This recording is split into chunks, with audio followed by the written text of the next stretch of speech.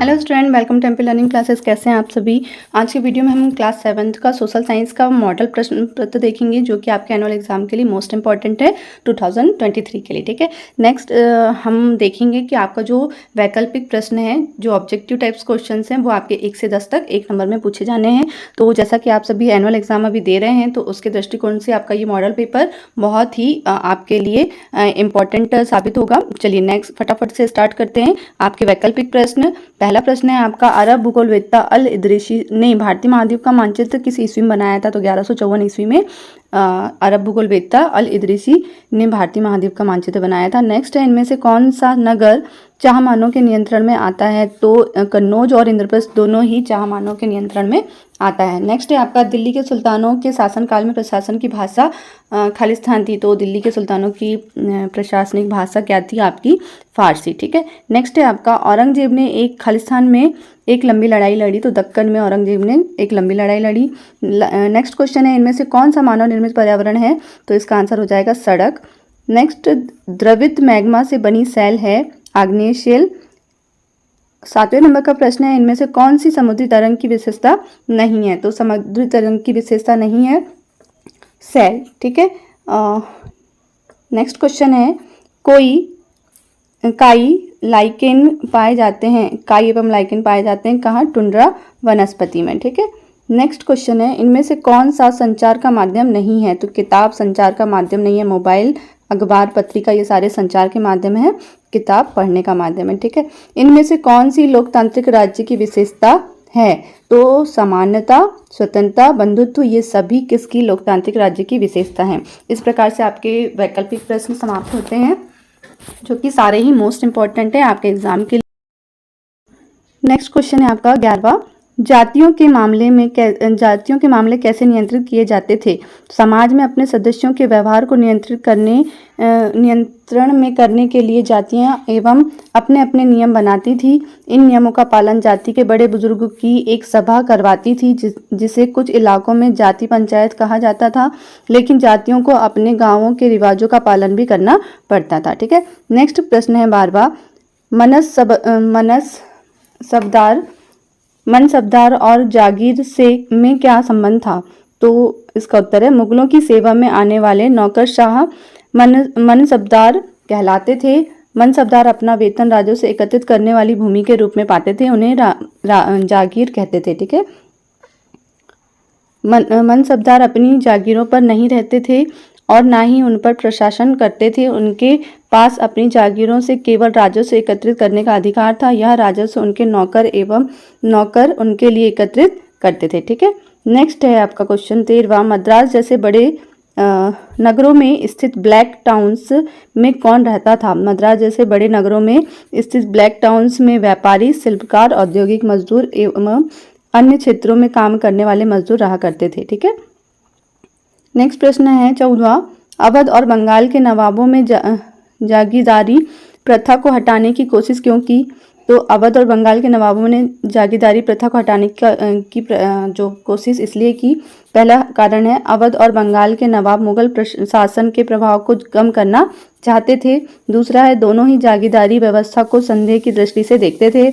अपने विश्वस्त लोगों की नियुक्ति के लिए जागीरदारी व्यवस्था को समाप्त करना चाहते थे। ठीक है, नेक्स्ट क्वेश्चन है 15वां, सैलों के क्या उपयोग हैं? तो सैल हमारे लिए बहुत उपयोगी हैं। कठोर सैलों का उपयोग सड़क एवं घर एवं इमारत बनाने के लिए किया जाता है। कई सैलों पत्थरों का उपयोग कुछ खेलों में भी किया जाता है, जैसे 7 पत्थर पिट्टू, चिबिट्टी, स्टापू, 5 पत्थर गिट्टी आदि। ठीक है, नेक्स्ट प्रश्न है आपका 16वां, उष्णकटिबंधीय सदाबहार वन के 2 दृढ़ काष्ठ वाले पेड़ों के नाम बताइए। तो इसका उत्तर हो जाएगा, उष्णकटिबंधीय सदाबहार वन के 2 दृढ़ काष्ठ वाले पेड़ों के नाम रोजवुड, आबनुस एवं महोगनी है। प्रश्न नंबर 17वां, रेल मार्ग के किन्हीं 2 गुणों के बारे में बताइए। तो रेल मार्ग से कम खर्च में लोगों का आवागमन हो जाता है। उद्योग धंधों के लिए भी भारी सामान ढोने का कार्य आसानी से होता है। ठीक है, नेक्स्ट प्रश्न है 18वां, अमेज़न के वर्षावन में कौन कौन से पक्षी पाए जाते हैं?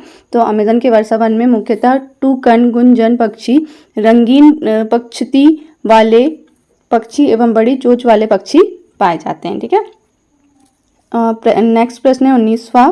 बहुमत शब्द से क्या तात्पर्य? बहुमत शब्द का उपयोग मतदान के संदर्भ में किया जाता है। सामान्यतः जो प्रत्याशी सर्वाधिक मत प्राप्त करता है उसे बहुमत मिला है कहते हैं। किसी विधानसभा में सबसे अधिक सदस्यों वाले दल के पूर्ण बहुमत से बनाई गई सरकार को बहुमत की सरकार कहते हैं। ठीक है। नेक्स्ट प्रश्न है 20वां। समानता के लिए लोगों के संघर्ष में हमारे संविधान की क्या भूमिका हो सकती है? तो समानता का मूल्य लोकतंत्र के केंद्र में है। भारतीय संविधान भारत के सभी नागरिकों को एक समान मानता है। संविधान जाति, धर्म, भाषा, क्षेत्र एवं लिंग के आधार पर किसी से भेदभाव नहीं करता। इसलिए देश में समता के लिए चलने वाले आंदोलन और संघर्ष अक्सर संविधान के आधार पर ही समता और न्याय की बात करते हैं। न्यायालय संविधान को ध्यान में रखते हुए फैसला संघर्ष करने वालों के पक्ष में देता है। ठीक है। नेक्स्ट प्रश्न है आपका 21 से 24 तक, जो कि आपके 5 नंबर में दीर्घ उत्तरी प्रश्नों के रूप में पूछे जाने हैं। चोल साम्राज्य से सभा की किसी समिति का सदस्य बनने के लिए आवश्यक शर्त क्या थी? तो आवश्यक शर्तें थी उत्तर मेरुर अभिलेख के अनुसार सभा की सदस्यता के लिए इच्छुक लोगों को ऐसी भूमि का स्वामी होना चाहिए जहां से भू राजस्व वसूला जाता है। सेकंड, उनके पास अपना घर होना चाहिए। उनकी उम्र 35 से 70 के बीच होनी चाहिए। उन्हें वेदों का ज्ञान होना चाहिए। उन्हें प्रशासनिक मामलों में अच्छी तरह जानकारी होनी चाहिए। यदि कोई पिछले 3 सालों में किसी समिति का सदस्य रहा है तो वह किसी और समिति का सदस्य नहीं बन सकता। ठीक है। 7वां है, जिसने अपने और अपने संबंधियों के खाते जमा नहीं कराए हैं वह चुनाव नहीं लड़ सकता। ठीक है। नेक्स्ट प्रश्न है प्रश्न 22वां। मिनहाज के विचार अपने शब्दों में व्यक्त कीजिए। क्या आपको लगता है कि रजिया के विचार भी यही थे? आपके अनुसार स्त्री के लिए शासक बनना इतना कठिन क्यों है? तो इसका उत्तर हो जाएगा मिनहाज ए सिराज के विचार में ईश्वर ने जो आदर्श व्यवस्था बनाई है उसके अनुसार स्त्रियों को पुरुषों के अधीन होना चाहिए। इसलिए रानी का शासन इस व्यवस्था के विरुद्ध जाता है। मिनहाज ए सिराज ने एक पुरुष होने के नाते ईश्वर की सामाजिक व्यवस्था को अपने ढंग से व्यक्त किया है, जो कि पूर्णतः गलत है। रजिया एक निपुण घुड़सवार, तलवारबाज और तीरंदाज महिला थी। रजिया सुल्तान पुरुषों के भांति ही शासन चलाया। स्त्री के लिए शासक बनना इसलिए कठिन था क्योंकि पुरुष प्रधान समाज में एक रानी को शासक के रूप में मान्यता नहीं देना चाहता था और दरबारी जन भी उसके स्वतंत्र रूप से शासन करने की कोशिशों से प्रसन्न नहीं थे। प्रश्न 23वां है, कल्पना करें कि यदि स्कूल समय के बीच में अचानक भूकंप आ जाए तो आप अपनी सुरक्षा के लिए क्या करेंगे? तो इसका उत्तर होगा स्कूल में किसी मजबूत टेबल या फर्नीचर के नीचे बैठकर हाथ से सिर और चेहरे को ढकें। भूकंप के झटके आने पर तक अंदर रहें और झटके कम होने पर खुले मैदान में आ जाएं। स्कूल की इमारत व बिजली के खंभों से दूर खड़े हों। और नेक्स्ट है, भूकंप के समय सभी विद्यार्थी व शिक्षकों को धैर्य से काम लेने की हिदायत दें।